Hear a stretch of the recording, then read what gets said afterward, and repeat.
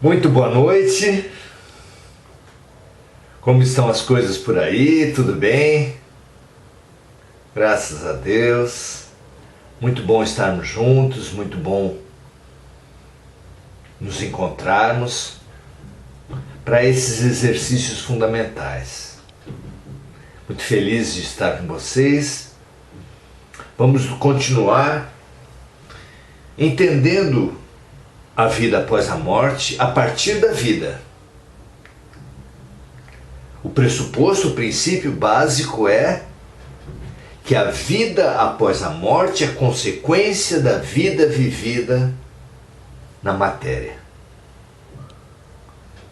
Com essa ideia, com essa noção clara, que quem quer ter uma boa morte, quem quer ter uma boa vida após a morte, precisa plantar essa boa vida, essa boa morte durante a vida, é que nós faremos o nosso estudo de hoje, estudaremos esses princípios fundamentais. Vamos lá? Com Allan Kardec na questão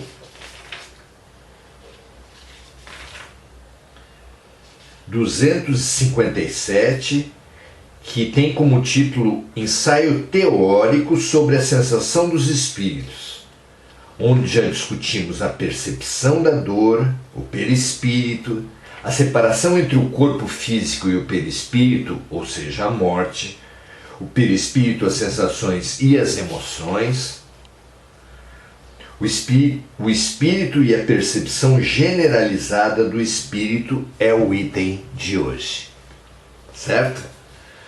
Então, vamos estudar para entender os aspectos menos felizes da vida espiritual, consequência dos plantios menos felizes que tivermos feito na vida encarnada. Porque o plantio é livre, mas a colheita é obrigatória, e a colheita não se dá apenas numa próxima vida, se dá já no plano espiritual após a morte. Vamos lá? Muito bom. Vejamos então que Kardec compila das relações, das lições dadas pelos espíritos. É um resumo que ele faz aqui, muito útil, muito lúcido. Diz ele: ao dizer que os espíritos são inacessíveis às impressões da nossa matéria, estamos nos referindo aos espíritos muito elevados, cujo envoltório etéreo não encontramos termos de comparação na Terra. O mesmo não acontece com os espíritos que possuem um perispírito mais denso, por serem menos elevados, claro, pois estes, menos elevados, percebem os nossos sons e sentem os nossos odores, diremos os nossos sabores, os nossos 5 sentidos, mas não por uma parte determinada do seu organismo. E sentem os nossos...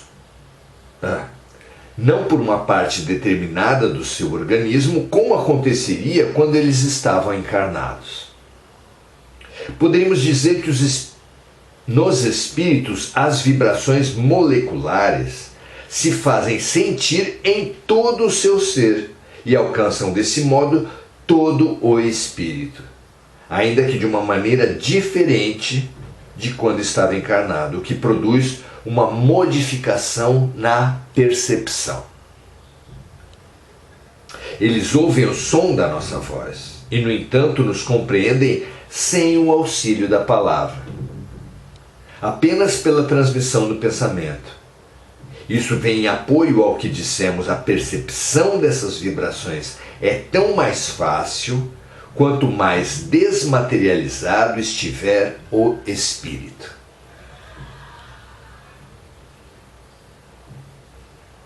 Quanto à visão, ele não depende da nossa luz exterior. A faculdade de ver é um atributo essencial do espírito. Sendo assim, o escuro não existe para ele. Nos espíritos que estão mais purificados, essa visão é mais ampla e penetrante.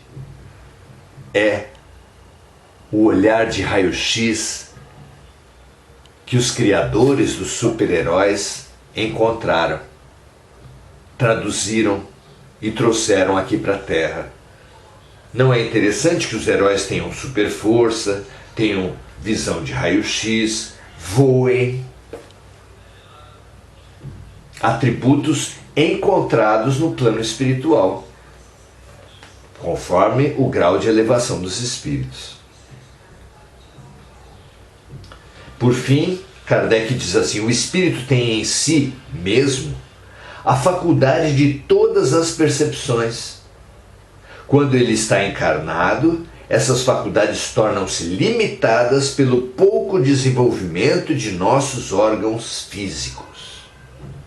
Mas, quando ele está desencarnado, essas percepções vão se ampliando à medida que o nosso perispírito, ou envoltório semimaterial, vai se tornando menos denso. Vejam vocês como é interessante compreendermos isso. Como são as sensações no mundo espiritual é o tema dos nossos últimos estudos, do nosso estudo de hoje.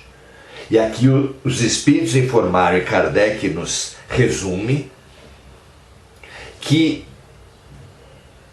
diferentemente de quando encarnados, quando desencarnados, nossas sensações não se darão por órgãos especializados, como o nariz, a boca, o ouvido, os olhos, mas se darão em todo o nosso ser, de modo que um espírito com os olhos fechados, com os olhos do perispírito fechados, ele verá.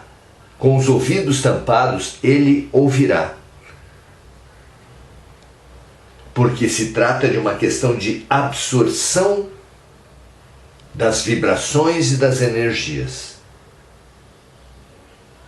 Essa questão abre um leque muito interessante, que é da antiga lenda dos vampiros,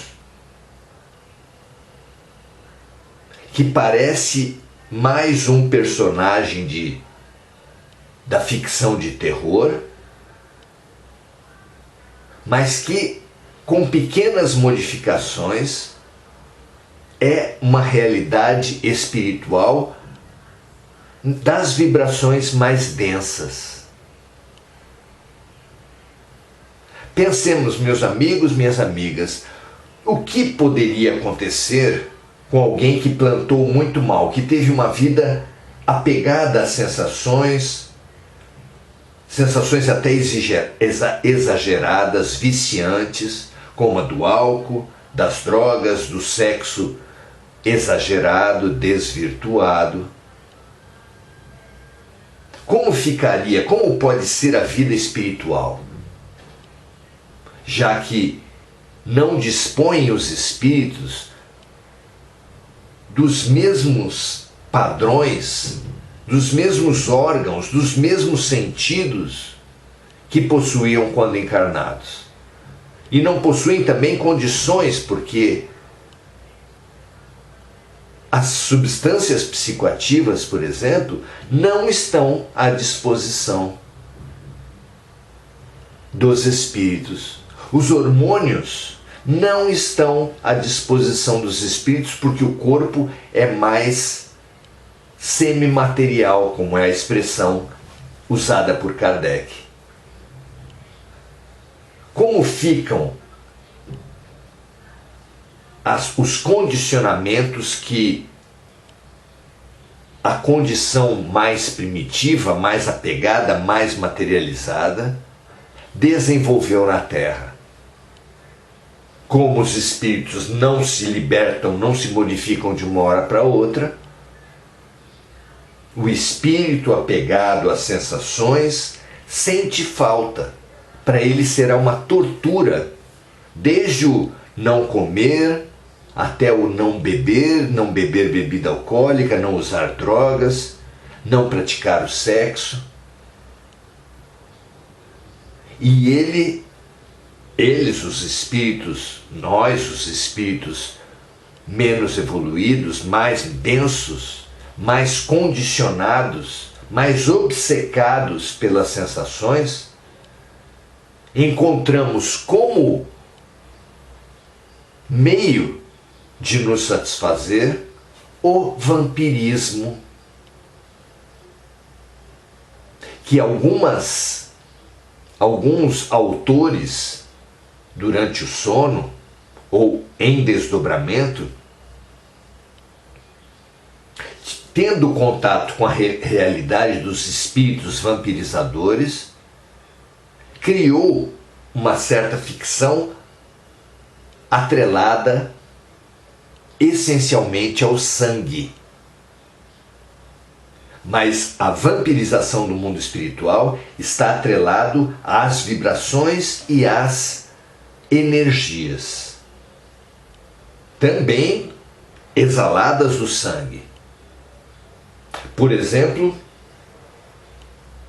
nos matadouros, ou nas cenas de violência em que o sangue está presente, haverá sim espíritos de baixíssima condição que buscam o contato com o sangue, não o sangue material, mas as energias que emanam dele, as vibrações que emanam dele, especialmente potencializadas negativamente pelos sentimentos desequilibrados das cenas de crime, os ódios, as culpas, as vinganças, e sugam essa energia para satisfazer, para se sentir revigorados com aquelas energias. Então, o vampirismo está longe de ser apenas uma lenda, um delírio da ficção. Eles existem, também ligados às energias do sangue, mas não exclusivamente. Que outras maneiras de vampirismo existem? Vamos lá. As pessoas viciadas em sexo, desequilibradas após a morte, frequentam os mesmos ambientes, já que a vida não dá saltos, já que a evolução não dá saltos, após a morte buscaremos os mesmos ambientes a que estávamos apegados na Terra, e nesses ambientes se colarão, se aproximarão dos encarnados que têm aquelas energias e sugarão.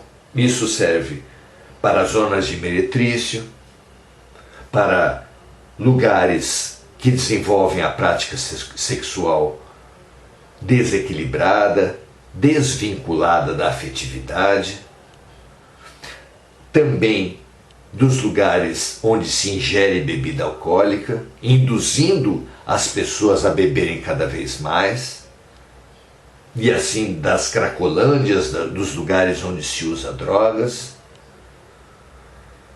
mas também entre os avarentos, por exemplo, entre as pessoas que vivem para a comida,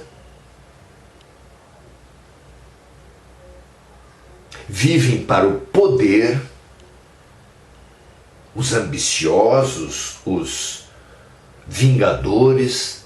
A pátria espiritual é essencialmente uma pátria de sintonia, de forma que os espíritos ligados a uma certa vibração tendem a se unir e, unindo-se, articulam, engendram formas de satisfazerem seus vícios, os seus hábitos que tinham já quando estavam na Terra. E assim formam legiões de vampirizadores em todas essas áreas citadas e em outras que nós não imaginamos nesse momento. Vibram entre si em comunhão e vibram em comunhão com os encarnados. Alguém pode perguntar, mas como Deus permite esse mecanismo tão profundo, tão denso, tão forte de obsessão? Lembramos então o fabuloso ensinamento de Jesus: amai os vossos inimigos, que nos parece tão fora da realidade, tão inatingível.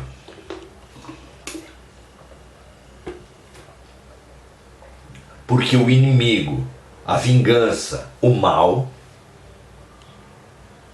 exageram as nossas fraquezas, exageram as nossas piores características. O inimigo tende a fazer isso, tende a atacar, a exagerar, a potencializar as nossas sombras. E por isso devem ser valorizados. Por isso nós devemos gratidão aos inimigos. Por quê? Vejam vocês na ciência da Terra, nos atendimentos de saúde da Terra, o que fazem os aparelhos diagnósticos. Os aparelhos diagnósticos injetam substâncias que depois vão permitir que aparelhos manifestem as nossas doenças, nossas desarmonias, ou projetam radioatividade para que placas, filmes sejam impressos com as imagens interiores dos nossos ossos. Métodos os mais variados. Câmeras penetram nos nossos corpos para verificar entupimentos, desarmonias e até realizar pequenas intervenções.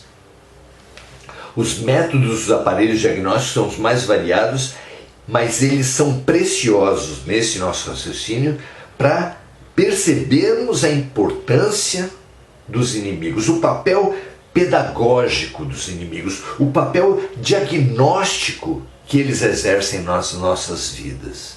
Obcecados que estão por encontrar, apontar, estimular os nossos pontos fracos para os processos de dominação, de vingança, de obsessão, eles, sem saber, é claro, estão nos prestando um serviço fabuloso. O inimigo é o aparelho diagnóstico de Deus.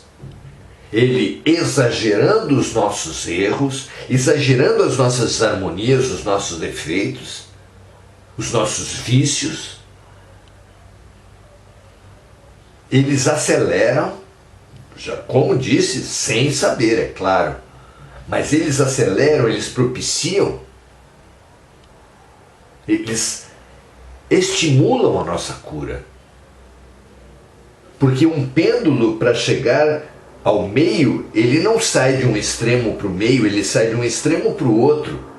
É necessário que o alcoólico atravesse vexames, que o drogado atravesse vexames, que o hipersexualizado se exaura das energias desperdiçadas.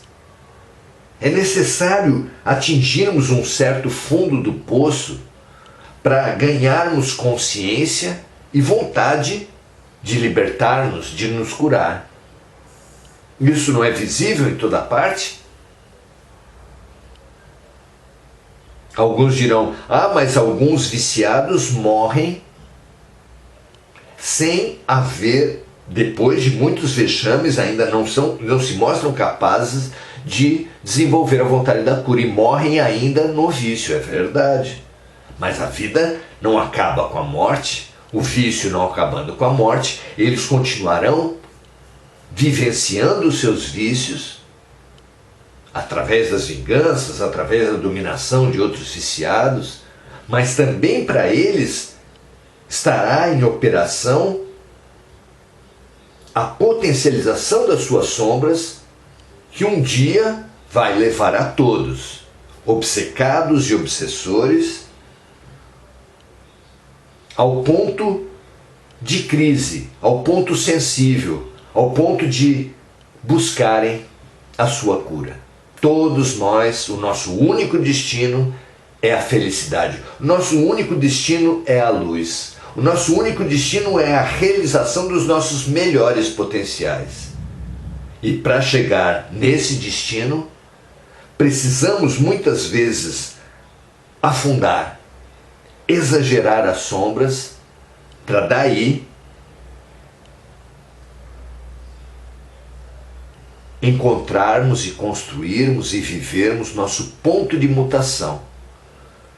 O pêndulo sai de uma ponta, vai para outra e chega ao ponto máximo, para só alcançado esse ponto máximo, inverter a sua trajetória. Assim acontecerá conosco, é certo que com a diferença do autoconhecimento, da autossensibilização. Conhece-te a ti mesmo é a grande ferramenta da transformação, como escrito no 919, questão 919 de O Livro dos Espíritos, como apontado por Jesus no Conhece a ti mesmo, como apontado por Sócrates 500 anos antes de Jesus, que também baseava a sua filosofia no autoconhecimento. E assim sábios da antiguidade, outros, também tiveram esse mesmo alicerce, e assim a psicologia moderna também aponta o mesmo caminho. Precisamos nos conhecer, e quanto mais dedicado formos a essa ferramenta fantástica de evolução, abreviaremos sofrimentos, abreviaremos boas decisões, decisões de cura. Porque quanto mais conscientes formos, não apenas através do exagero provocado pelas sombras, mas também pela lucidez gerada pelo autoconhecimento e pela boa vontade, mais energia de mudança teremos. Por isso, aqui no Oração Ação, temos esse pilar do conhecimento, mas também do autoconhecimento. E no terceiro passo, o serviço a outras pessoas semelhantes a nós, que vai nos dar o espelho, que vai nos dar a reflexão, que vai nos dar a oportunidade de nos vermos, nos revermos e nos transformarmos pela prática do bem. Que assim seja. Ganhemos estímulo, ganhemos lucidez para buscarmos a todo momento a boa vontade para o serviço. Porque esse é o caminho trazido pelo Mestre. Que assim seja para todos nós. Vamos agora saudar os amigos. Deixa ver se a gente consegue hoje. Eles não estão explicitados aqui no Face. Vamos ver se conseguimos encontrá-los.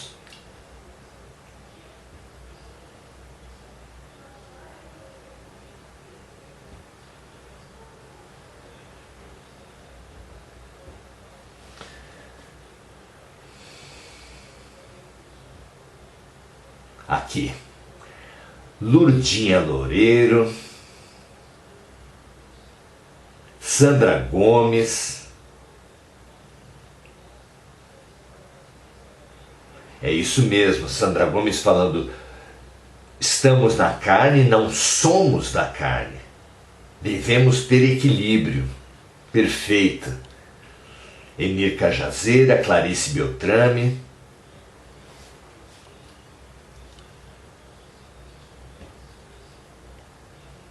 Ana Afonso, Gugu Souza, sempre saudando esse momento como um momento muito rico, Andréa Caldas, Osório Simões, Rita de Cássia Monteiro, Enir Cajazeira, Andréa Santos, Adelaide Dias, Domingos Natalo, uma ótima noite para todos vocês. Ficamos muito felizes de estar nos congregando energias boas, vontade de superação, vontade de libertação dos nossos atrasos, dos nossos maus plantios. Estimulemo-nos à autoconsciência, ao autoconhecimento, ao conhecimento e à prática do bem através das pessoas que a vida nos trouxer. Porque pela lei de atração, a vida nos trará exatamente os espelhos de cuja reflexão dependemos para nos curarmos e nos melhorarmos. Graças a Deus, graças à sua boa vontade, graças à boa vontade dos Espíritos, que nós permaneçamos e perseveremos na vontade de melhorar. Até amanhã, 18 horas, estaremos juntos novamente. Um grande abraço e até a próxima.